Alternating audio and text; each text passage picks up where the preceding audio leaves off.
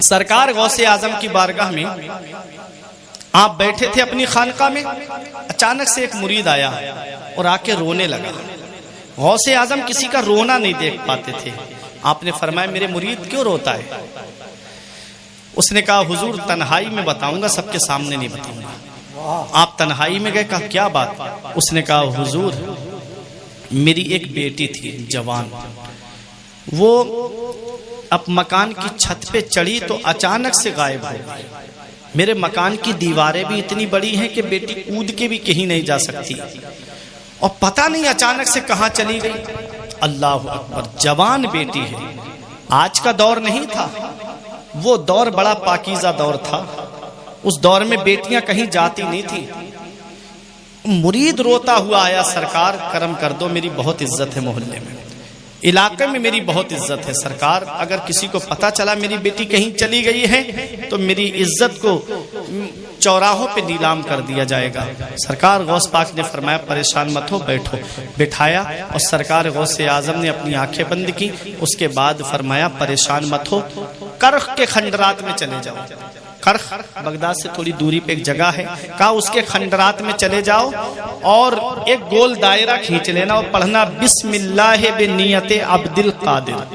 اس کے اندر بیٹھ جانا، ڈرنا نہیں، رات میں جنات گزریں گے، پریشان مت ہونا، ڈرنا نہیں، کوئی تیرا کچھ نہیں بگاڑ پائے گا۔ جب جنات کا سردار آئے تب اس کو میری بات بتانا، وہ تجھ سے پوچھے گا کہ کیوں بیٹھا ہے، کس نے تجھے بٹھایا، تب میرا نام بتانا کہ مجھے عبد القادر جیلانی نے بٹھایا۔ اور جب وہ پوچھے تو اپنی ساری بات بتا دینا۔ یہ مرید چلا گیا، مرید تھا، جنگل میں گیا، کر کے خنڈرات میں گول دائرہ کھینچ کے بیٹھ گیا، اور بیٹھنے کے بعد میں جنات گزر رہے تھے ڈراؤنی صورتوں میں، یہ نہیں ڈرا۔ لیکن جب جنات کا سردار آیا صبح کے وقت تو اس نے کہا یہاں کیوں بیٹھا ہے؟ اس نے کہا میں بیٹھا نہیں ہوں، بیٹھایا گیا ہوں۔ کہا کس نے بٹھایا؟ کہا مجھے بٹھانے والے عبد القادر جیلانی غوث پاک ہیں۔ اتنا سننا تھا، سواری سے نیچے اترا، گھٹنوں کے بل بیٹھا اور کہتا ہے بتاؤ میرے آقا نے کیا حکم دیا ہے، بتاؤ میرے آقا نے کیا حکم دیا ہے۔ انہوں نے کہا کہ میری بیٹی مکان کے چھت پہ چڑھی اور اچانک سے غائب ہو گئی۔ اس نے کہا کہ ابھی میں تمہاری بیٹی کو ڈھونڈتا ہوں۔ جنات کی طرف نظر ڈالی اور غضب والے انداز میں ڈالی، غصے والے انداز میں ڈالی۔ جنات سہم گئے، بولے ہماری ہمت نہیں کہ غوث اعظم کے مرید کی بیٹی پہ غلط نظر ڈالیں۔ کہا پھر تلاش کرو کہاں ہے، جاؤ پہاڑوں کی کوہ میں جا کر کے دیکھو، جاؤ سمندروں کی تہ میں جا کر کے دیکھو، جاؤ کنووں کی گہرائی میں جا کر کے دیکھو، غوث اعظم کے مرید کی بیٹی کو تلاش کرو۔ تلاش کیا جنات نے، ایک ملک چین کا جن پکڑ کر کے لائے اور لا کر کے اس کو کھڑا کر دیا۔ اس سے پوچھا تو لے کر کے گیا تھا غوث اعظم کے مرید کی بیٹی کو؟ تو سنو میری ماں بہنیں بھی اس پروگرام کو سننے آئی ہیں، ایک پیغام لے کر کے جاؤ۔ اس نے کہا کہ جب یہ نہا کے مکان کی چھت پہ چڑھی، بال سر کے کھلے ہوئے تھے، اس کے سر پہ دوپٹہ چادر نہیں تھی، میں ادھر سے گزر کے جا رہا تھا، مجھے یہ اچھی لگی، اٹھا کے لے گیا۔ اللہ اکبر، اتنا کہنا تھا۔ آج ذرا مجھے بتاؤ مزارات پہ جا کر کے دیکھو، آج کتنی بہن بیٹیاں ہماری چیخیں مارتی ہوئی آپ کو نظر آئیں گی۔ آج بیاہ شادیوں میں جا کر کے دیکھو، بے پردگی کے نام پہ کیسے بے پردگی کا بازار گرم ہے۔ اللہ اکبر، آدھی آدھی آستین کے کپڑے، سروں پہ دوپٹہ نہیں۔ اللہ نے قرآن میں کیا فرمایا؟ یا معشر الجن قد استکثرتم من الانس، اے جنات کے گروہ تم انسانوں سے زیادہ ہو۔ جنات انسان سے زیادہ ہیں۔ کون سی جگہ جن ہو کوئی پتہ نہیں، کون سی گلی میں جن ہو کوئی پتہ نہیں، وہ ہم کو تو نظر نہیں آتا۔ لیکن آپ سے میں پوچھنا چاہتا ہوں، یہ میک اپ کر کے خوشبو لگا کر کے گلیوں میں گھومنے والی میری ماں اور بہنیں، 12ویں شریف کے جلوس کے نام پہ بے پردگی ہو رہی ہے آج، محرم کے جلوس کے نام پہ بے پردگی ہو رہی ہے آج۔ آج ہماری ماں بہنوں کو دیکھو، روڈ پر، بازاروں میں، مارکیٹوں میں بے پردہ گھومتی نظر آتی ہیں۔ وہ سرکار غوث اعظم کا دور ہے، بڑا پاکیزہ دور ہے، جس دور میں بیٹیاں کہیں ادھر ادھر جاتی نہیں تھیں، اس دور میں غوث اعظم کے مرید کی بیٹی مکان کے چھت پہ چڑھی تو مکان کی چھت سے غائب ہو گئی، صرف وجہ در سر پہ دوپٹہ نہیں تھا۔ آج اگر میری ماں اور بہنیں گھروں میں پردے کے ساتھ رہیں گی، یاد رکھنا میری ماں اور بہن، اگر تو بے پردہ گھومے گی تو ممبئی کی وہ آوارہ تجھ سے خوش ہوں گی اور پردے کے ساتھ رہے گی تو فاطمہ زہرا تجھ سے خوش ہوں گی، حضرت زینب تجھ سے خوش ہوں گی، حضرت سکینہ تجھ سے خوش ہوں گی۔ اللہ اکبر۔ آؤ دیکھو غوث اعظم کے مرید کی بیٹی کو لا کر کے جن دیتا ہے اور کہتا ہے، جنات کے سردار نے کہا تیری ہمت کیسے ہوئی تو غوث اعظم کے مرید کی بیٹی کو لے کر کے گیا؟ اس نے اس کا سر وہی قلم کر دیا۔ اس کے بعد غوث اعظم کے مرید کو وہ بیٹی دی۔ اس مرید نے پوچھا تم میرے غوث کو کیسے جانتے ہو؟ تم شیخ عبد القادر جیلانی کو کیسے جانتے ہو؟ تو جنات کے سردار کا جواب سنو اور آج دل کی تختی پہ لکھ کے لے جاؤ اور دیکھو غوث اعظم کو اللہ نے کتنا پاور دیا ہے۔ جنات کا سردار کہتا ہے ارے تم جاننے کی بات کرتے ہو، غوث اعظم کی شان تو یہ ہے کہ وہ صرف اپنے حجرے میں بیٹھ کر کے ہماری طرف نگاہ جلال اٹھا دے تو ہم جہاں بھی رہیں دنیا کے کونے پر وہیں ہمارے بدن میں آگ لگ جائے۔ تم جاننے کی بات کرتے ہو، ارے غوث اعظم کی شان تو یہ ہے کہ ان کا جس مکان میں نام لیا جائے گا، جس گھر میں ان کا نام لیا جائے گا، میری نسل کا جن اس گھر میں داخل نہیں ہو سکتا۔ یہ ہے غوث اعظم کا مقام۔ جس گھر میں غوث پاک کا نام لیا جائے اس گھر میں جن داخل نہیں ہو سکتا۔ جس گھر میں غوث اعظم کا ذکر کیا جائے اس گھر کے اندر جنات کا سردار کہتا ہے میری نسل کا جن داخل نہیں ہو سکتا۔ سرکار تاج الشریعہ پکار اٹھے، پیروں کے آپ پیر ہیں یا غوث المدد، اہل صفا کے میر ہیں یا غوث المدد، صدقہ رسول پاک کا جھولی میں ڈال دو، ہم قادری فقیر ہیں یا غوث المدد۔ دل کی سنائے اختر دل کی زبان میں کہتے یہ بہتے نیر ہے یا غوث المدد۔ میرے عزیزوں اپنا رشتہ غوث اعظم کی بارگاہ سے مضبوط کرو، اپنا رشتہ غوث اعظم کی چوکھٹ سے مضبوط کرو۔ وَأَمَّا مَا يَنْفَعُ النَّاسَ فَيَمْكُثُ فِي الْأَرْضِ، جو لوگوں کو نفع پہنچاتا ہے، جو لوگوں کو فائدہ پہنچاتا ہے وہ زمین میں باقی رہتا ہے، زمین میں ٹھہرا رہتا ہے۔ غوث پاک نے نفع پہنچایا، لوگ غوث پاک کو یاد کر رہے ہیں۔ غریب نواز نے نفع پہنچایا، لوگ غریب نواز کو یاد کر رہے ہیں۔ صابر پاک نے نفع پہنچایا، لوگ صابر پاک کو یاد کر رہے ہیں۔ مخدوم پاک نے نفع پہنچایا، لوگ مخدوم پاک کو یاد کر رہے ہیں۔ محررہ شریف کے شاہ برکت اللہ نے نفع پہنچایا، آل رسول نے نفع پہنچایا، ابو الحسین احمد نوری نے نفع پہنچایا، لوگ ان کو یاد کر رہے ہیں۔ بدایوں کی سرزمین پر حضور عبد المقتدر بدایونی نے نفع پہنچایا، لوگ ان کو یاد کر رہے ہیں۔ عبد القادر بدایونی نے نفع پہنچایا، لوگ ان کو یاد کر رہے ہیں۔ اور آگے بڑھیں، بریلی میں اعلیٰ حضرت نے نفع پہنچایا، لوگ ان کو یاد کر رہے ہیں۔ حجت الاسلام نے نفع پہنچایا، لوگ ان کو یاد کر رہے ہیں۔ مفتی اعظم نے نفع پہنچایا، لوگ مفتی اعظم کو یاد کر رہے ہیں۔ تاج الشریعہ نے نفع پہنچایا، لوگ تاج الشریعہ کو یاد کر رہے ہیں۔ واہ واہ، سبحان اللہ سبحان اللہ۔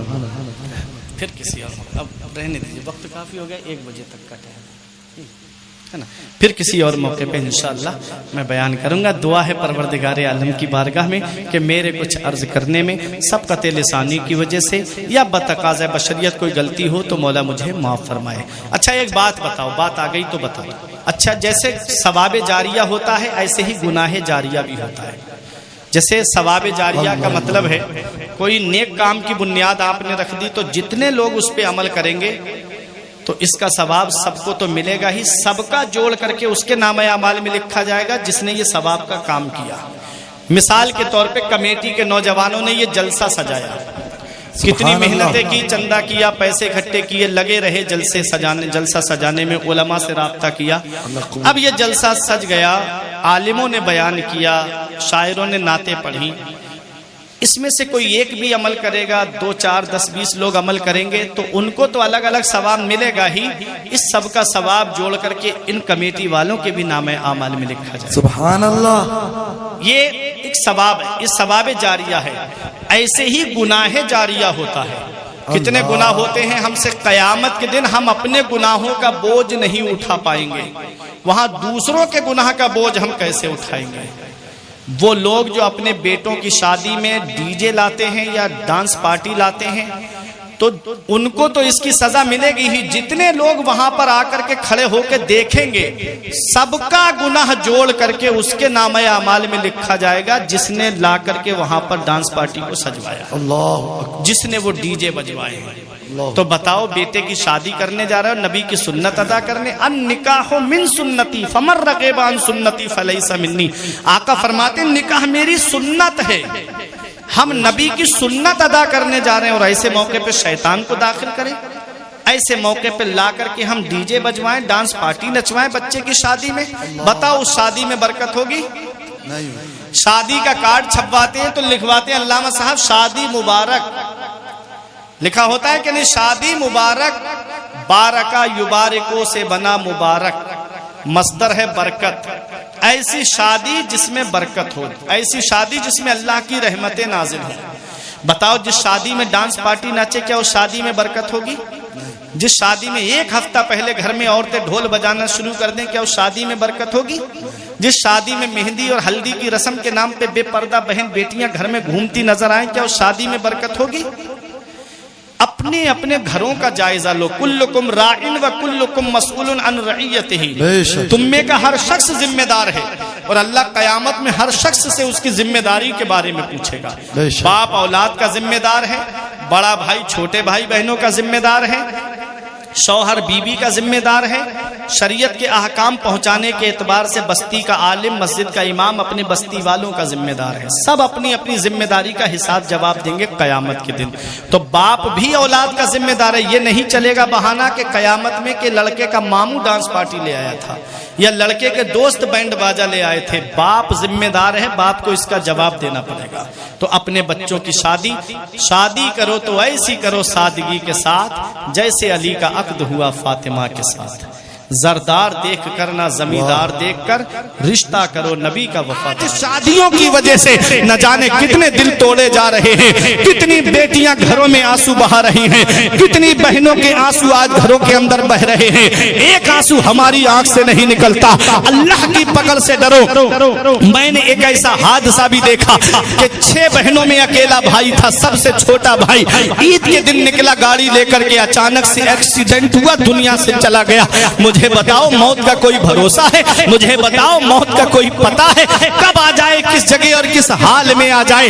اللہ کو راضی کر کے جاؤ، رسول اللہ کو راضی کر کے جاؤ۔ ایک صاحب میرے علاقے میں مجھے ملے اور کہتے ہیں مولانا مجھے شادی میں موٹر سائیکل چاہیے، میں مانگی ہوئی گاڑی پہ بیٹھوں گا۔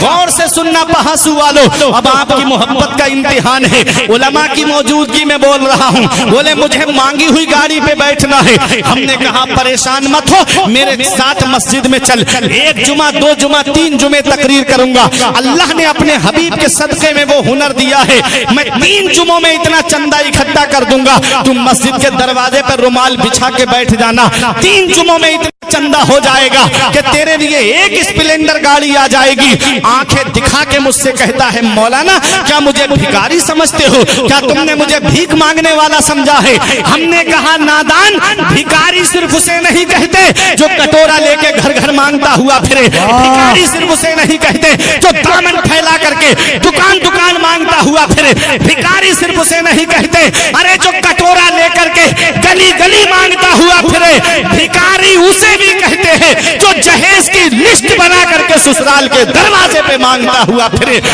نعرہ تکبیر،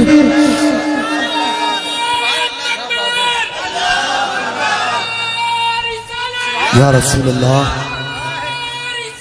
یا رسول اللہ، یا علی، واہ واہ واہ، سبحان اللہ۔ بھکاری کئی قسم کے ہوتے ہیں، بھکاریوں کی بھی کوالٹی ہوتی ہے، کوئی 1 روپے میں راضی ہو جاتا ہے، کوئی 5 روپے میں راضی ہو جاتا ہے اور کوئی 10 روپے 20 روپے میں بھی راضی نہیں ہوتا ہے۔ ایسے ہی ان میں بھی کوالٹی ہوتی ہے، کوئی اسپلینڈر پہ راضی ہو جاتا ہے، کوئی بلٹ پہ راضی ہو جاتا ہے اور کوئی 4 ویلر پہ بھی راضی نہیں ہوتا ہے۔ ایسے بھی بھکاری ہے۔ اے لوگوں، میں نے کہا نادان، ہم مانگنے سے منع نہیں کرتے، مانگنا مومن کی شان ہے، لیکن کہاں مانگنا چاہیے یہ مفتی فرقان عالم مصباحی سے مت پوچھو، یہ علامہ نزاکت علی سے مت پوچھو، یہ نقیب اہل سنت سے مت پوچھو، یہ جنید بھائی سے مت پوچھو، یہ مولانا صفدر سے مت پوچھو، یہ ان علماء سے مت پوچھو کہ ہم کہاں مانگے۔ ارے چلو بریلی کی سرزمین پر اعلیٰ حضرت کی بارگاہ میں، امام عشق و محبت کی بارگاہ میں، اور کہو اے بریلی کے امام ہمیں مانگنا ہے، کون ہمیں دے گا؟ تو آج بھی گنبد رضا سے آواز آتی ہے، کون دیتا ہے؟ دینے کو منہ چاہیے، کون دیتا ہے؟ دینے کو منہ چاہیے، دینے والا ہے سچا ہمارا نبی۔ نعرہ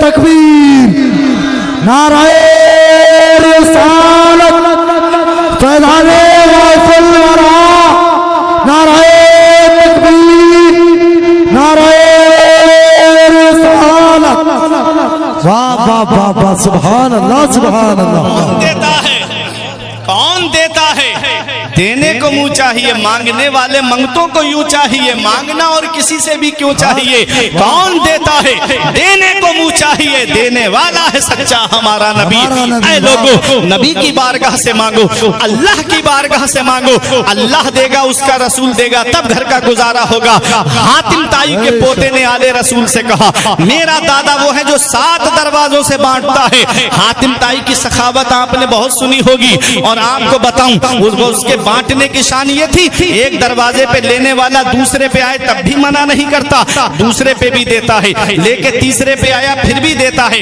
बारी बारी 7 पे आ जाए तब भी हातिम ताई मना नहीं करता 7 दरवाजों पे देता था तो आले रसूल से उस हातिम ताई के पोते ने कहा मेरा दादा 7 दरवाजों से बांटता था और बांटने की शान ये कि हर दरवाजे पे देता था तो आले रसूल का जवाब सुनो सैयद का जवाब सुनो कहा वो तेरा दादा था जो 7 दरवाजों से बांटता था तब भी साइल का सवाल पूरा नहीं होता उसकी ख्वाहिश पूरी नहीं होती एक पे लिया दूसरे पे आया तब भी पूरा नहीं हुआ तीसरे पे आया फिर भी पूरा नहीं हुआ चौथे पांचवे छठे 7 पे आ गया मगर ख्वाहिश उसकी पूरी नहीं हुई तमन्ना उसकी पूरी नहीं हुई अरे मेरा नाना वो है जो एक दरवाजे से बांटता है एक चौखट से बांटता है और बांटने की शान ये है कि मांगने वाला एक बार नाना की चौखट पर आ जाए तो कयामत तक किसी के सामने हाथ नहीं फैलाता है मर्तबा क्या कोई जाने शहे बाला तेरा मर्तबा क्या कोई जाने शहे बाला तेरा आसमानों पे मलाइक में है चर्चा तेरा तू सखी ऐसा कि हातिम भी है मंगता तेरा वाह क्या जूदो करम है शहे बजहा तेरा नहीं सुनता ही नहीं मांगने वाला नारे तकबीर नारे रिसालत नारे हैदरी वाह वाह वाह सुभान अल्लाह सुभान अल्लाह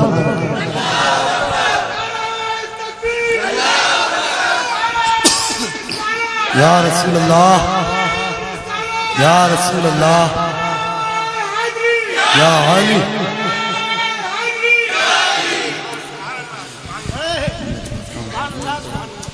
तो दुनिया वालों से नहीं मांगना है अल्लाह से मांगना रसूलुल्लाह से मांगना ये ससुराल वाले देंगे 1-2 साल में खत्म मदीने वाले अता फरमाएंगे नस्लें खाएंगी तब भी उसकी बरकत खत्म नहीं होगी वो राज़िक है ग़िज़ा कीड़ों को देता है वो पत्थर में भटकता फिरता है इंसान को रोजी के चक्कर में उड़ाने भर हवाओं में या लगा गोते समंदर में मिलेगा बस वही जितना के लिखा है मुकद्दर में जितना तकदीर में लिखा है उतना ही मिलेगा चाहे भीख मांग के ले लो चाहे अल्लाह की रजा में राजी होके ले लो मेरे अजीजों अल्लाह ने बेटा दिया है अल्लाह का शुक्र अदा करो और शादी सादगी के साथ में करो किसी का दिल दुखा के घर नहीं भरना है किसी का दिल तोड़ के अपना घर आबाद नहीं करना है मेरे अजीजों एक निकाह हमारे यहाँ होता है बात आ गई तो मैं आपको बता दूं निकाह के मौके पे हमारे यहाँ क्या होता है शादियों में 500-500 की बारात 600-600 की बारात लेके हम लड़की वाले के यहाँ जाते हैं अल्लाह बताया 200 आदमी आएंगे 300 लेके पहुंचा वो गरीब बाप बारातियों के सामने हाथ जोड़ के माफी मांगता हुआ फिरता है कि मेरे खाने में कोई कमी हो तो माफ कर देना अगर किसी चीज में कमी रह गई हो तो माफ कर देना और ये बाराती आधी रोटी खाई आधी नीचे फेंक दी 1 हफ्ता घर में चिकन नहीं बनेगा लेकिन शादी में जाएगा तो लेग पीस पे लेग पीस चाहिए उसे ठीक है आधा खाया आधा नीचे फेंका आधा खाया आधा नीचे फेंका क्या इस खाने का जवाब नहीं देना क्या इस खाने का हिसाब नहीं देना अपने घर पे खाते हो तब तो बहुत थोड़ा सा लेते हो और वहां आधा खाया आधा ऐसे ही छोड़ के चले आए शाम को देखो शादी हाल में या जहां पर शादी होती है खाना जब सिमट जाता है उसके बाद में इतना ऊंचा ढेर लग जाता है रोटी का और चावल का इतना खाना बर्बाद होता है आप मुझे बताओ क्या इस खाने का हिसाब नहीं देना है میرے آقا حجرہ عائشہ میں تشریف لائے، ایک روٹی کا ٹکڑا زمین پہ پڑا ہوا تھا، آقا نے اس ٹکڑے کو اٹھایا، صاف کیا، آقا نے تناول فرما لیا، اس کے بعد ارشاد فرمایا عائشہ رزق کی بے حرمتی نہ کیا کرو، اللہ نے جس قوم سے رزق چھینا ہے دوبارہ اس قوم کو رزق عطا نہیں فرمایا ہے۔ میرے عزیزوں، آج ہم جو اتنی لمبی چوڑی بارات لے کر کے جاتے ہیں اور وہ باراتی جو کھانے کی برائی کرتے ہیں، کوئی کہتا ہے قورمے میں مزہ نہیں آیا، کوئی کہتا ہے تندور اچھے نہیں لگے، کوئی کہتا ہے زردے میں میوہ کم پڑی ہوئی تھی، یہ کھانے کا حال ہے۔ اللہ اکبر، نبی کی حدیث یہاں کیا ہے؟ پیغمبر اسلام فرماتے ہیں کھانے میں عیب نہ نکالو، اچھا لگے تو کھا لو، اچھا نہ لگے تو مت کھاؤ، کھانے میں عیب نہ نکالو۔ آج ہم مہمانی میں جاتے ہیں تو زور زور سے بول دیتے ہیں کہ کھانے میں مزہ نہیں آیا، کھانا اچھا نہیں بنا۔ ان عورتوں سے پوچھو جو صبح سے لگ جاتی ہیں کچن کے اندر، ان سے پوچھو کہ جو پوری گرمی میں کھانا بنا کر کے مہمانوں کے لیے تیار کرتی ہیں، کیا بیتی ہوگی ان کے دل پہ جب کھانے میں عیب نکالا جاتا ہے۔ اسی لیے میرے آقا نے فرمایا کھانے میں عیب نہ نکالو، اچھا لگے تو کھا لو، اچھا نہ لگے تو مت کھاؤ۔ امام عشق و محبت کے بارے میں نے اپنے ایک عالم صاحب سے سنا کہ امام عشق و محبت اعلیٰ حضرت کے سامنے ایک دن دسترخوان پہ سلاد لا کر کے رکھی گئی تو آپ نے سلاد میں سے کچھ اٹھا کر کے کھایا، اس کے بعد پورا پیالہ اپنے آگے رکھ لیا، تمام سلاد کھا گئے، کھیرا یا ککڑی رہی ہوگی تمام کھا گئے اعلیٰ حضرت۔ خادم نے یہ معمول کے خلاف دیکھا، جب کھانا آپ نے تناول کر لیا تو پوچھا حضرت ایک بات آپ سے معلوم کروں؟ کہا پوچھو۔ کہا حضرت آج آپ نے جو کھانا کھایا تو اس کو میں نے خلاف عادت دیکھا، آج آپ نے سلاد کھائی اور تمام کھا گئے، آپ اتنی تو سلاد نہیں کھاتے۔ تو اعلیٰ حضرت جواب دیتے ہیں، کہتے ہیں جب میں نے پہلا کھیرا یا ککڑی اٹھا کر کے کھا کے دیکھا تو وہ کڑوا نکلا، میں نے سوچا اور لوگوں کے پاس جائے گا تو وہ کڑوا کڑوا کہہ کے اس میں عیب نکالیں گے، اس لیے میں تمام کھا گیا تاکہ کوئی عیب نہ نکالے۔ اللہ اکبر، یہ ہے ہمارے بزرگوں کا طریقہ، یہ ہے ہمارے بزرگوں کی شان۔ آج ہم کھانوں میں عیب نکالتے ہیں۔ اے میرے عزیزوں، جب کسی بیٹی کے یا بیٹی کی شادی میں اپنے گھر سے جاؤ تو پہلے گھر سے کچھ کھا کے جایا کرو، تاکہ اس غریب باپ کہاں کہاں سے پیسے اکٹھے کر کے لا کر کے مہمانوں کا انتظام کرتا ہے، ایک باراتی کو ناشتہ نہیں ملا بارات میں بوال کھڑا کر دیتا ہے۔ اے لوگوں، یہ سوچ لے کر کے باراتوں میں نہ جایا کرو، نکاح تمہارے یہاں بھی ہو رہے ہیں اور ایک نکاح وہ ہونے جا رہا ہے۔ اللہ اکبر، پیغمبر اسلام نے کیا فرمایا؟ آقا فرماتے ہیں تنکح المرأۃ لاربع لمالها ولحسبها ولجمالها ولدینها فاظفر بذات الدین۔ آقا فرماتے ہیں جب نکاح کیا جاتا ہے تو عورت کی چار چیزوں کی وجہ سے کیا جاتا ہے، یا تو اس کا حسن دیکھ کر نکاح کیا جاتا ہے، یا اس کی دولت دیکھ کے نکاح کیا جاتا ہے، یا اس کا خاندان دیکھ کے نکاح کیا جاتا ہے، یا اس کی دینداری کو دیکھ کے نکاح کیا جاتا ہے۔ کیا پیغام دیا آقا نے؟ فرماتے ہیں میرے آقا، اے میرے امتی جب تو نکاح کرے تو خوبصورتی مت دیکھنا، حسن و جمال مت دیکھنا، دولت مت دیکھنا، خاندان مت دیکھنا، فاظفر بذات الدین، تم دینداری کو اختیار کرنا، پرہیزگار لڑکی کو اختیار کرنا۔ یہ پوچھنا رشتہ کرنے سے پہلے کہ لڑکی نماز پڑھتی ہے کہ نہیں پڑھتی ہے، قرآن کی تلاوت کرتی ہے کہ نہیں کرتی ہے، دینی کام کرتی ہے کہ نہیں کرتی ہے، یہ تو نہیں پوچھا جاتا۔ جہیز کی لمبی لمبی ڈیمانڈوں کے بارے میں بہت جلدی آدمی بولنے لگتا ہے۔ ایک نکاح ہمارے یہاں ہوتا ہے اور ایک نکاح وہ ہونے جا رہا ہے۔ حضرت عبداللہ سومئی کہتے ہیں بیٹا ابو صالح تمہیں میری بیٹی سے نکاح کرنا پڑے گا، مگر سنو پیروں سے لنگڑی ہے، ہاتھوں سے لنجی ہے، آنکھوں سے اندھی ہے، کانوں سے بہری ہے، زبان سے گنگی ہے، کیا تمہیں یہ رشتہ منظور ہے؟ کہتے ہیں اس کے بعد آپ مجھے معاف تو کر دیں گے نا؟ کہا ہاں معاف کر دوں گا۔ کہا ٹھیک ہے میں نکاح کرنے کے لیے تیار ہوں۔ اسی مجلس میں نکاح ہو گیا، اور جب نکاح ہونے کے بعد میں جب شام کو حضرت ابو صالح موسیٰ جنگی دوست کمرے کے اندر گئے تو دیکھا ایک حسین و جمیل دلہن کمرے کے اندر بیٹھی ہیں، فوراً واپس آ گئے، بزرگ چہرے پر فکر کے آثار دیکھ کے کہا بیٹا کیا بات؟ کہا جس کمرے میں آپ نے مجھے بھیجا اس میں ایک صحیح و سالم لڑکی بیٹھی ہوئی ہے، جو باتیں آپ نے بتائی تھی وہ اس کے اندر نہیں پائی جاتی ہے۔ کہا بیٹا میری بات کا مطلب تو سمجھو، سمجھو میں نے پیروں سے لنگڑی اس لیے کہا آج تک میری بیٹی نے میری اجازت کے بغیر قدم گھر سے باہر نہیں نکالا. میں نے ہاتھوں سے لنجی اس لیے کہا آج تک میری بیٹی نے کوئی حرام مال کو ہاتھ نہیں لگایا ہے. میں نے آنکھوں سے اندھی اس لیے کہا آج تک میری بیٹی نے کسی غیر محرم کو نہیں دیکھا ہے. میں نے کانوں سے بہری اس لیے کہا آج تک میری بیٹی نے کوئی فحش بات اپنے کانوں سے نہیں سنی ہے. میں نے زبان سے گنگی اس لیے کہا آج تک میری بیٹی نے اپنی زبان سے کبھی جھوٹ نہیں بولا ہے. اے پہاسو والو باپ اتنا نیک ہے کہ ایک سیب کے لیے کئی سال باپ کی رکھوالی کرے, راتوں میں اٹھ کر کے تہجد پڑھے, دن کو روزہ رکھے. باپ جب تقوی والا ہے اور ماں کی شان یہ ہے جس نے کبھی جھوٹ نہیں بولا, کبھی حرام مال کو ہاتھ نہیں لگایا, تو اس کے شکم سے جو بیٹا دنیا میں آیا اسی بیٹے کو دنیا قطب ربانی کے نام سے جانتی ہے, محبوب سبحانی کے نام سے جانتی ہے, پیر لسانی کے نام سے جانتی ہے. اسی کو دنیا سیدنا شیخ محی الدین عبد القادر جیلانی کے نام سے جانتی ہے, جن کی عظمت کو بیان کرتے ہوئے میرا ایمان کہتا ہے واہ کیا مرتبہ, اے غوث ہے بالا تیرا, اونچے اونچوں کے سروں سے قدم آلا تیرا, سر بھلا کیا کوئی جانے کے ہے کیسا تیرا, اولیاء ملتے ہیں آنکھیں وہ ہے تلوا تیرا. نعرہ تکبیر, نعرہ رسالت, فیضان غوث الورا, مسلک اعلی حضرت, نعرہ تکبیر, نعرہ رسالت. کون غوث اعظم؟ باپ تقوی والا, ماں متقیہ, تو بیٹا پہلے ہی دن سے روزہ رکھتا ہوا آیا. شان دیکھیں کون غوث اعظم.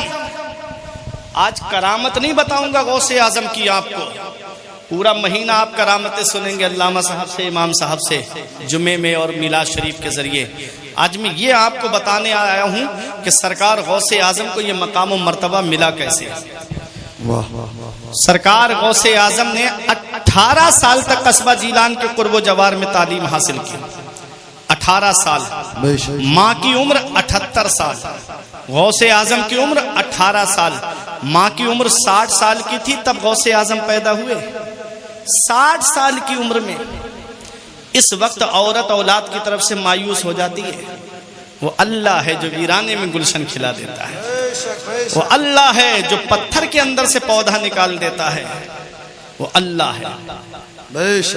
حضرت ابراہیم علیہ السلام کے گھر میں حضرت اسحاق علیہ السلام کی ولادت کب ہوئی؟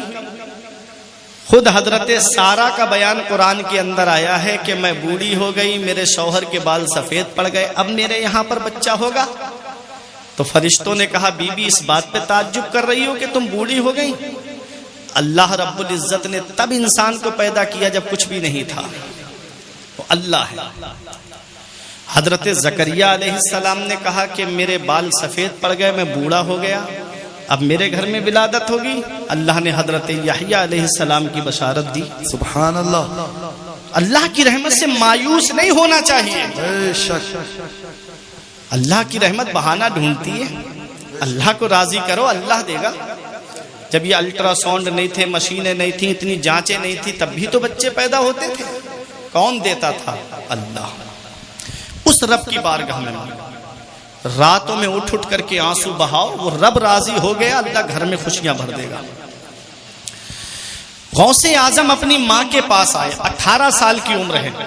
کیا کہا؟ امی آپ مجھے اللہ کے لیے ہبہ کر دیجیے, مجھے اللہ کے لیے چھوڑ دیجیے, میں مزید حصول علم کے لیے بغداد جانا چاہتا ہوں. یہاں پہنچ کے ایک بات آپ کو بتاتا ہوں, بہت اہم ہے. آج کچھ لوگ یہ کہتے ہیں نا مولویوں کا راستہ اور ہے, پیروں کا راستہ اور ہے. بولتے ہیں کہ نہیں بولتے؟ ایک کلپ بھی آئی ہمارے سامنے, وہ کہہ رہے تھے مولویوں کی تاریخ ہے کتنے سال کی, کتنے سال کی تاریخ ہے؟ 100 سال, 200 سال, 300, 400 سال. اور پیروں کی, ولیوں کی, صوفیوں کی, قلندروں کی تاریخ 1200 سال پرانی ہے. یہ صاحب کی کلپ موجود ہے سوشل میڈیا پہ, آپ دیکھ سکتے ہو, میرے پاس بھی محفوظ ہے. میں آپ سے پوچھنا چاہتا ہوں, کیا غوث اعظم عالم نہیں ہے؟ کیا سرکار غریب نواز عالم نہیں ہے؟ کیا صابر پاک عالم نہیں ہے؟ کیا مخدوم پاک عالم نہیں ہے؟ ارے کیا مدار پاک عالم نہیں ہے؟ اللہ رب العزت کسی جاہل کو ولی نہیں بناتا ہے، بے شک ولایت اسے دیتا ہے، پہلے اس کو علم عطا فرماتا ہے۔ وہ علم چاہے وہ درسگاہ میں جا کے استاد سے حاصل کرے یا اللہ اس کے دل میں باتیں ڈالے، بے شک اللہ عطا فرمائے۔ میرے عزیزوں، سرکار غوث اعظم پیرانے پیر ہیں، روشن ضمیر ہیں، ولیوں کے سردار ہیں، پھر بھی مدرسہ پڑھنے گئے۔ یہ ان جاہل پیروں کے منہ پہ تماچا ہے جو کہتے ہیں پیروں کا راستہ اور ہے، مولویوں کا راستہ اور ہے۔ تب تک کوئی ولی بنتا ہی نہیں ہے جب تک عالم نہیں بن جاتا ہے، جب تک اللہ اسے علم نہیں عطا فرما دیتا ہے۔ اے میرے عزیزوں، سرکار غوث اعظم 18 سال کی عمر میں بغداد پڑھنے جا رہے ہیں۔ ماں نے یہ نہیں کہا بیٹا بڑھاپے میں مجھے چھوڑ کے جا رہا ہے، جب مجھے تیری سپورٹ کی ضرورت ہے، جب مجھے تیرے سہارے کی ضرورت ہے۔ جب ماں باپ بڑھاپے میں پہنچ جاتے ہیں تو انہیں اولاد کی سپورٹ کی ضرورت ہوتی ہے، اولاد کے سہارے کی ضرورت ہوتی ہے۔ جیسے باپ اپنی اولاد کو انگلی پکڑ کے چلنا سکھاتا ہے، ایسے جب وہ بڑھاپے میں پہنچتے ہیں تو وہ چاہتے ہیں میری اولاد میرے پاس بیٹھ کے مجھ سے باتیں کرتی، میری اولاد میرے پاس بیٹھ کے مجھ سے گفتگو کرتی۔ اور بیٹا ہے کہ موبائل میں لگا رہے گا، باپ بیٹھا ہے چارپائی پہ، بیٹا بیٹھا ہے، بیٹا موبائل چلاتا رہے گا، باپ سے بات کرنے تک کی توفیق نہیں ہوتی۔ بیٹا ہے موبائل میں لگا رہے گا، ماں سے بات کرنے تک کی توفیق نہیں ہوتی۔ یاد رکھنا نوجوانوں، ایک دن ایسا آئے گا کہ موبائل ہوگا لیکن باپ نہیں ہوگا، موبائل ہوگا لیکن ماں نہیں ہوگی تمہارے پاس میں۔ پھر تم تلاش کرتے ہوئے پھرو گے کہ کوئی مجھے سچے دل سے دعا دے دیتا، کوئی میرے کاروبار کے لیے دعا کر دیتا۔ آج جس دور میں ہم جی رہے ہیں، اللہ ماشاءاللہ کچھ لوگ ہیں جو ماں باپ کی قدر کرتے ہیں اور کچھ لوگ وہ ہیں جو اپنے ماں باپ کی عزت نہیں کرتے، اپنے ماں باپ کی قدر نہیں کرتے۔ کتنے ماں باپ گھروں میں آنسو بہا رہے ہیں، کاش میری اولاد مجھ سے بات کر لیتی۔ وہ تم نے دیکھا ہوگا نا کہ ایک بوڑھا باپ موبائل لے کر کے موبائل سنبھالنے والے کی دکان پہ گیا، کہتا ہے کہ دیکھو میرے موبائل میں خرابی کیا ہے۔ اس نے دیکھا، کہا دکاندار نے موبائل تو بالکل ٹھیک ہے، پھر کہتا ہے میرے بیٹوں کا فون کیوں نہیں آتا، میرے بیٹوں کی کال کیوں نہیں آتی۔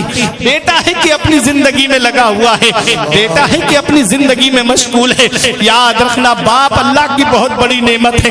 ہمارے بزرگوں نے کہا باپ آنگن میں لگے ہوئے پیڑ کی طرح ہوتا ہے، جب شدت کی گرمی پڑتی ہے، جب شدت کی دھوپ پڑتی ہے، آدمی پیڑ کے نیچے بیٹھے کرسی ڈال کے سکون مل جاتا ہے، پیڑ کے نیچے چارپائی بچھا کے بیٹھے آرام مل جاتا ہے۔ ہمارے بزرگ کہتے ہیں باپ آنگن میں لگے ہوئے پیڑ کی طرح ہے، جس دن یہ پیڑ آنگن سے اکھڑ گیا اس دن دھوپ بھی پریشان کرے گی، گرم گرم لو کے تھپیڑے بھی پریشان کریں گے۔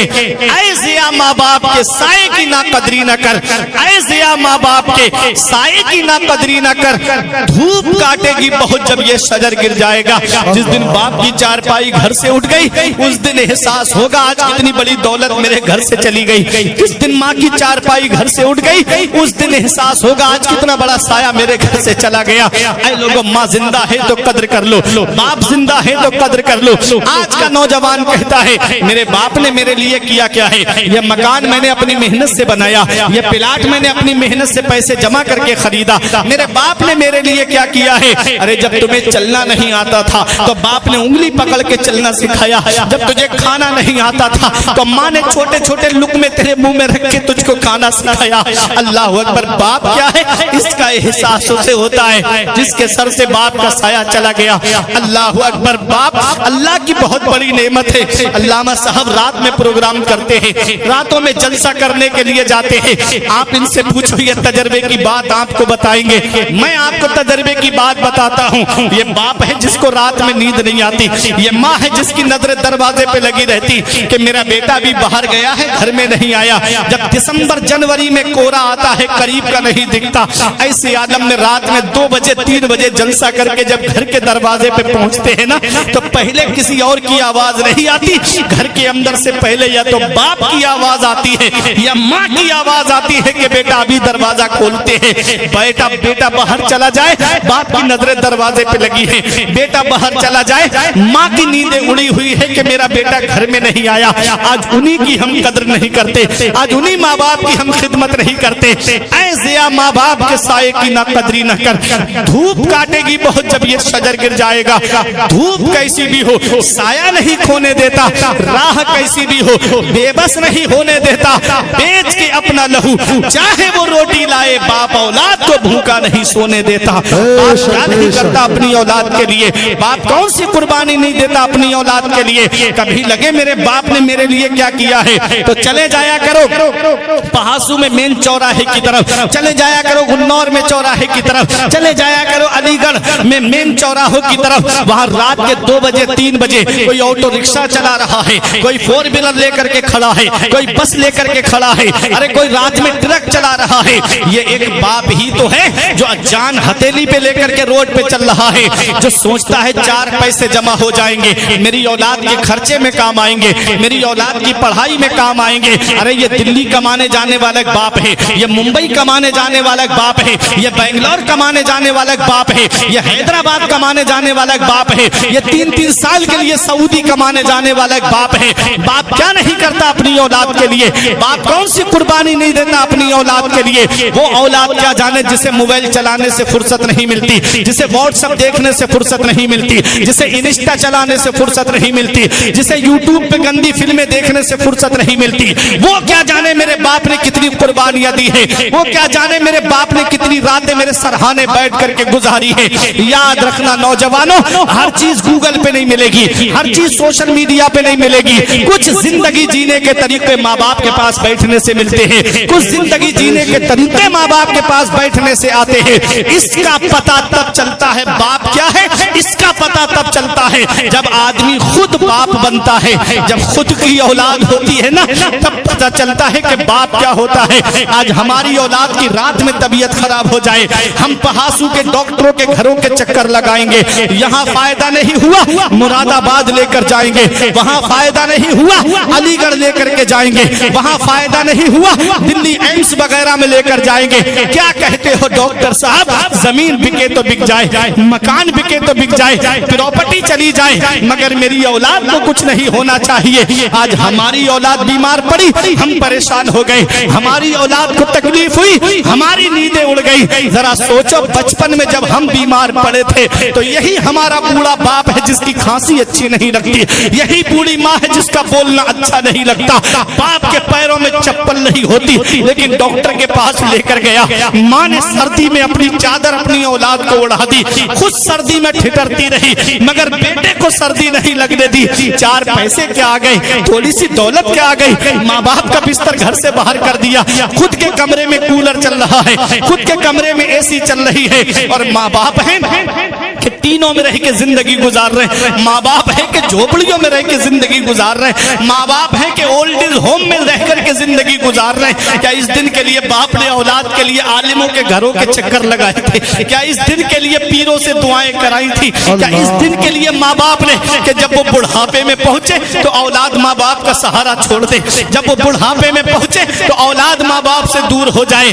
یاد رکھنا مولانا روم فرماتے ہیں پہلی محبت ہے ماں باپ کی جو دنیا میں بدلہ مانگتی ہے. اگر تم نے اپنے ماں باپ کے ساتھ بھلائی کی تو تمہاری اولاد تمہارے ساتھ بھلائی کرے گی, اگر تم نے اپنے ماں باپ کے ساتھ بھلائی نہیں کی تو بڑھاپے میں یہ امید لگا کے مت بیٹھنا کہ تیری اولاد تیرا سہارا بن جائے گی. یہ اسکول کی فیس بھرنے والا ایک باپ ہے, یہ کالج کی فیس بھرنے والا ایک باپ ہے, یہ یونیورسٹی کی فیسیں بھرنے والا ایک باپ ہے, یہ کوچنگ کی فیسیں بھرنے والا ایک باپ ہے, ارے ڈاکٹر بنانے والا ایک باپ ہے, ماسٹر بنانے والا ایک باپ ہے, انجینئر بنانے والا ایک باپ ہے, پروفیسر بنانے والا ایک باپ ہے, آئی پی ایس آئی ایس بنانے والا ایک باپ ہے. باپ کیا نہیں کرتا اپنی اولاد کے لیے, باپ کون سی قربانی نہیں دیتا اپنی اولاد کے لیے.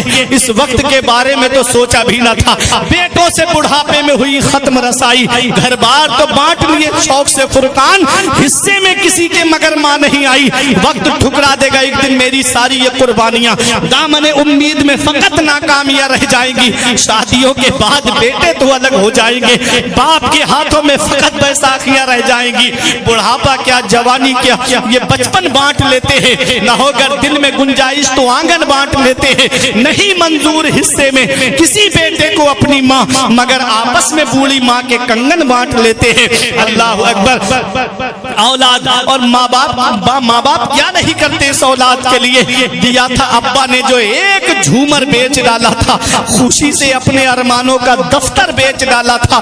बुलंदी मिल गई तो भूल बैठे हैं वही बेटे, कभी जिनके लिए अम्मी ने जेवर बेच डाला था। आंखें खराब हो गई औलाद पालकर, औलाद बात करती है आंखें निकाल कर। जीते जी बाप का जो चश्मा न ला सके, मरने के बाद रखते हैं चश्मा संभाल कर। ये हाल है आज की औलाद का। ऐ मेरे अजीजों, माँ बाप जिंदा हैं तो कदर कर लो, माँ बाप हयात हैं तो उनकी खिदमत कर लो। जिस दिन माँ बाप की चारपाई घर से उठ गई, उस दिन दुआ के लिए तरसोगे। मेरे आका फरमाते हैं कि माँ बाप की दुआ औलाद के हक में ऐसे कबूल होती है जैसे नबियों की दुआ उम्मत के हक में कबूल होती है। कारोबार नहीं चलता तो माँ बाप से दुआएं कराओ, घर में परेशानियां हैं तो माँ बाप से दुआएं कराओ, बच्चों की शादियों में रुकावट है तो माँ बाप से दुआएं कराओ। मेरे सर से मेरी सारी मुसीबत डाल देती है, मेरी माँ मेरे दामन में दुआएं डाल देती है। परेशान हो अंधेरों से तो जाओ माँ के कदमों में, वो जब चाहे मुकद्दर में उजाले डाल देती है।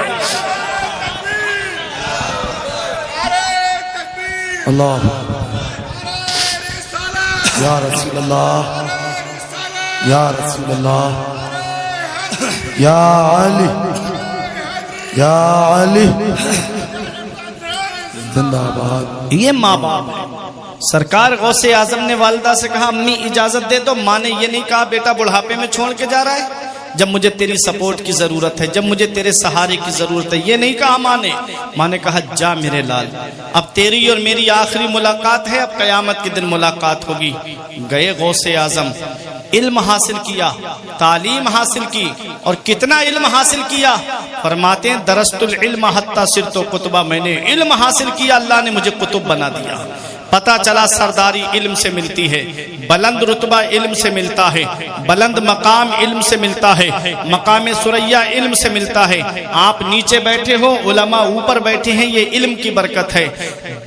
दादा है मस्जिद के अंदर और पोता आ गया, अल्लाह ने हाफिज बना दिया, आलिम बना दिया, तो दादा मुसल्ले पे नहीं चढ़ेगा, पोता मुसल्ले पे आगे जाएगा। ये इल्म की बरकत है। मेरे अजीजों, सरकार गौसे आजम ने इल्म हासिल किया, तालीम हासिल की, और कितना इल्म हासिल किया। अपने वक्त के मुफ्ती आजम बने गौसे आजम, अपने वक्त के सबसे बड़े मुफ्ती थे गौसे आजम। चारों मजहब के हिसाब से फतवा देते थे गौसे आजम। 500 फतावा गौसे आजम की खानका में रखे रहते थे, जिनके जवाब गौसे आजम देते थे। जरा देखें कैसे गौसे आजम ने इस्लाम की खिदमत की है। सरकार हाफिज मिल्लत फरमाते हैं, जिन्होंने एक अजीम इदारा कायम किया, जामिया अशरफिया मुबारकपुर, जहां से हजरत की तालीम है, जहां से हजरत ने इल्म हासिल किया है। वो सरकार हाफिज मिल्लत फरमाते हैं इस्लाम की खिदमत करने के 3 नुमाया तरीके हैं। एक तरीका है तदरीस, पढ़ करके मदरसे में बैठ करके पढ़ाने से इस्लाम की खिदमत होती है, तदरीस के जरिए इस्लाम की खिदमत होती है। दूसरा तरीका है तसनीफ, किताबें लिख करके इस्लाम की खिदमत की जाती है। और तीसरा तरीका है तकरीर, वाज के जरिए इस्लाम की खिदमत की जाती है, वाज के जरिए इस्लाम की तबलीग होती है। अब सरकार गौसे आजम की सीरत को आप देखिएगा। फारिग होने के बाद गौसे आजम ने दरसगाह को संभाला, गौसे आजम ने मदरसे में बैठ करके पढ़ाया। और कितना पढ़ाया? 40 साल तकरीबन गौसे आजम ने बैठ करके मदरसे में पढ़ाया है। और हर साल आपके मदरसे से 3000 तालिबे इल्म, आलिम, फाजिल, मुफ्ती बन के निकलते थे। अरे गौसे आजम उस जात का नाम है जिन्होंने 1,30,000 आलिम इस कौम को अता फरमाए हैं। जरा सोचो, सरकार गौसे आजम की खिदमत देखो, कितनी खिदमत की है गौसे आजम ने इस्लाम की। आपने किताबें लिख करके इस्लाम की खिदमत की है। फुतूहुल गैब किताब लिखी गौसे आजम ने, आपने फुतूह रब्बानी किताब लिखी गौसे आजम ने। देखें आप, तफसीर जिलानी गौसे आजम ने, कुरान की तफसीर लिखी गौसे आजम ने, गुनियतुत तालिबीन लिखी गौसे आजम ने। कितनी किताबें लिख करके गौसे आजम ने लोगों के ईमान की हिफाजत की, उनके अकीदे की हिफाजत की, और इस्लाम की तबलीग की गौसे आजम ने। मदरसे में बैठ के पढ़ा करके इस्लाम की खिदमत की, किताबें लिख करके इस्लाम की खिदमत की। तीसरा तरीका है तकरीर, واز کے ذریعے اسلام کی خدمت کی، تقریر کے ذریعے اسلام کی خدمت کی. یہ تقریر کوئی آسان چیز نہیں ہے، اس تقریر کو کوئی معمولی چیز مت سمجھنا آپ. واز عالم جو ہوتا ہے وہ ڈاکٹر کی طرح ہوتا ہے. جیسے مریض اس کے پاس آیا، جو بیماری ہے اس کے اندر اسی کی وہ دوا دیتا ہے. ایسے ہی عالموں کو چاہیے کہ قوم کو وہ پیغام دیں جو معاشرے میں برائیاں پھیل رہی ہیں، ان برائیوں کو دور کرنے کا پیغام دے. افسوس ہوتا ہے مجھے ان عالموں پر کہ جو لطیفے سناتے ہیں اپنی تقریروں میں، جو کامیڈی کرتے ہیں اپنی تقریروں میں، جو لطیفے بیان کر کے 25-30 ہزار کا نذرانہ لے کر کے صرف لطیفے سنا کے چلے گئے. اس کا بھی حساب دینا پڑے گا قیامت کے دن.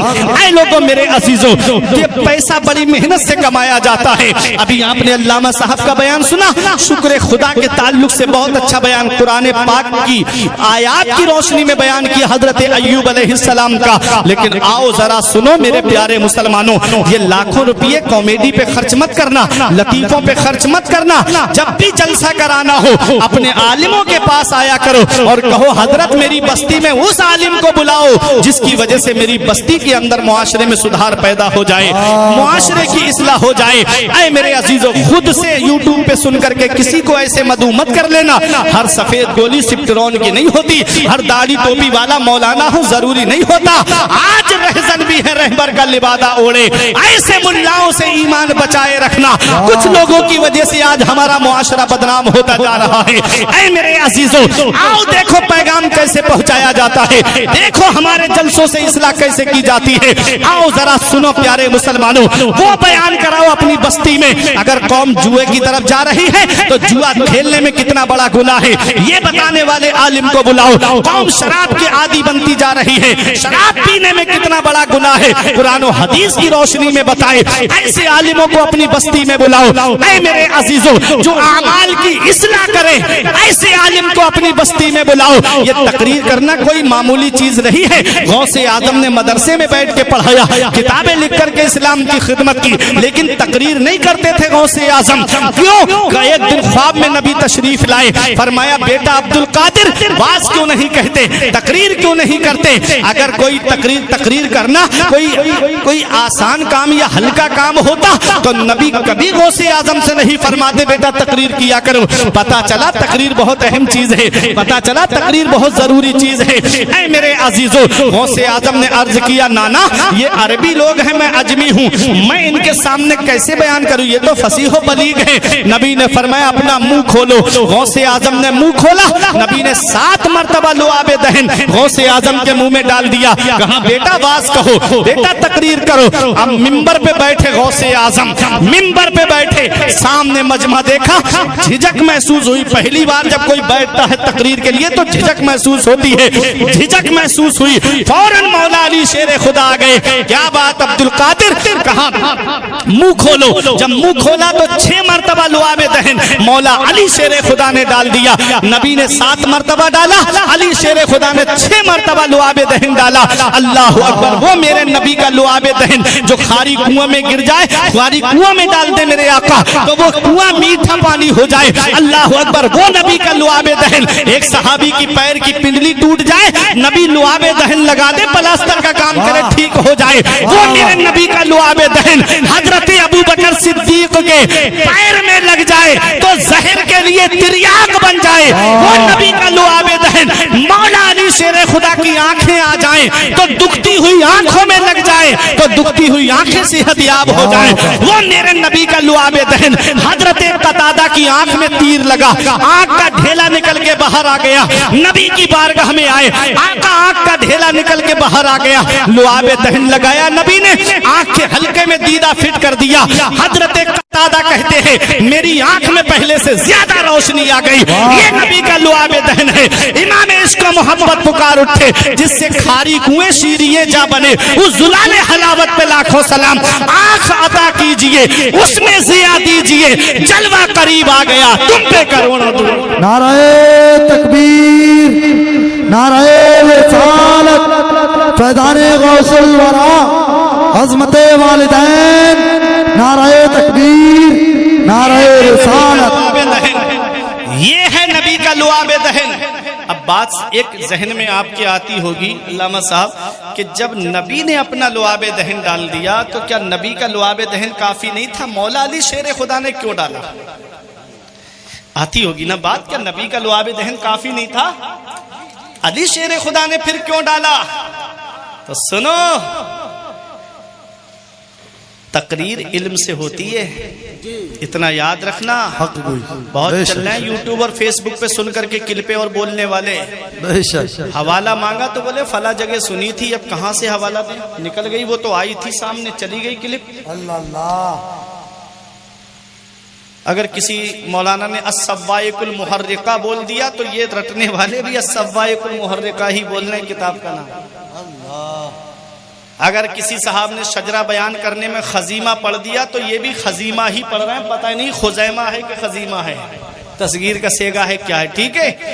یہ آپ سنتے ہوئے چلیے گا۔ جب نبی نے لعاب دہن ڈال دیا تو علی شیر خدا کو لعاب دہن ڈالنے کی کیا ضرورت تھی؟ نبی فرماتے ہیں انا مدینۃ العلم و علی بابھا، میں علم کا شہر ہوں، علی اس کا دروازہ ہے۔ میں علم کا شہر ہوں، علی اس کا دروازہ ہے۔ نبی نے اپنا لعاب دہن ڈال کر کے غوث اعظم کے سینے میں علم کا شہر بسا دیا۔ علی شیر خدا نے اپنا لعاب دہن ڈال کر کے علم کا دروازہ کھول دیا۔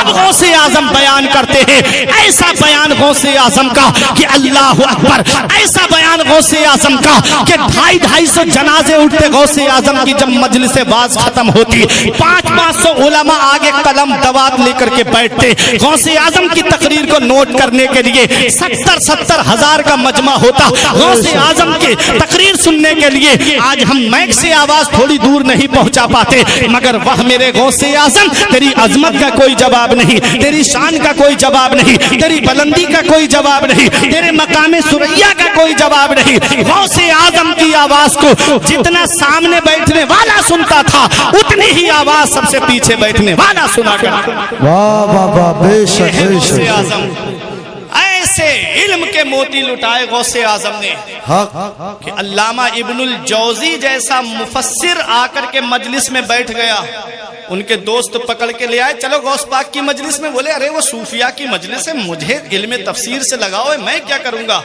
کہا چلو تو گئے۔ غوث اعظم کی ایک شان تھی غوث اعظم کی کہ خود سے آیت پڑھ کے تفسیر نہیں کرتے تھے، قاری صاحب سے کہہ دیا پڑھو، جس آیت کو آپ پڑھو گے اسی کی تفسیر۔ قاری صاحب نے ایک آیت تلاوت کی، غوث اعظم نے اس کی ایک تفسیر بیان کی۔ علامہ ابن الجوزی کے دوست نے کہا یہ جانتے ہو جو غوث اعظم تفسیر بیان کر رہے ہیں؟ بولے ہاں میں جانتا ہوں۔ دوسری بیان کی، کہا جانتے ہو؟ کہا ہاں جانتا ہوں۔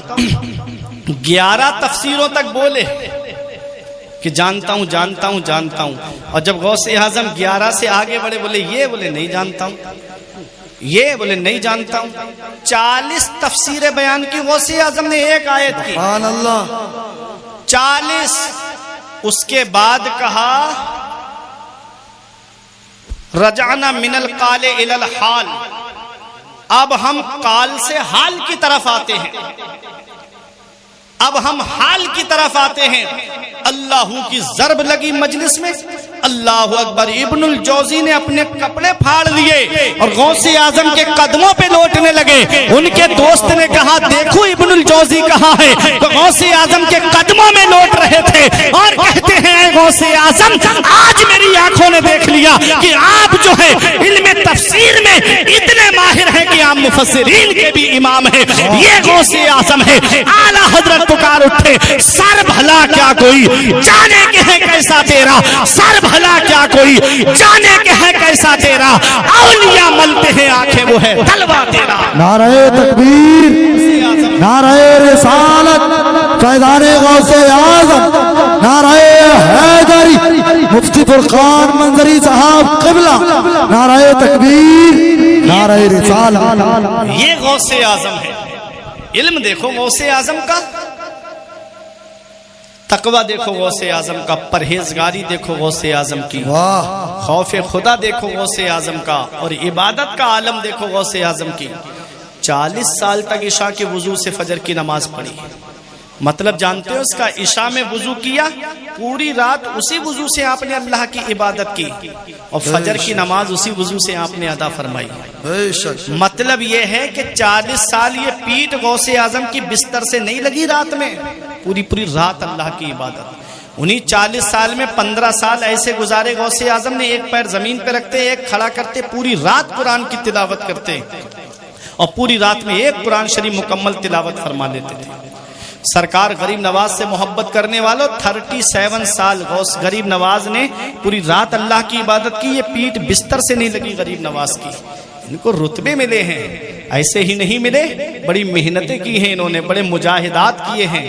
अल्लाह ने वो मकाम दिया, वो मर्तबा दिया कि आज दुनिया इनको याद कर रही है, आज दुनिया इनका खुतबा पढ़ रही है। सिर्फ गौसे आजम के इल्म को बयान करूं तो वक्त काफी हो जाएगा, और वक्त भी काफी हो गया। ये जिंदगी सवारिए दिलशाद कीजिए, लम्हात जिंदगी के न बर्बाद कीजिए। जब मकसद हयात इबादत खुदा की है, पढ़िए नमाज, मस्जिदें आबाद कीजिए। सभी के सामने एक दिन जरूर आता है, ये हुस्न फानी है लेकिन गुरूर आता है। किसी क्रीम से पाउडर से कुछ नहीं होता, नमाज पढ़ने से चेहरे पे नूर आता है।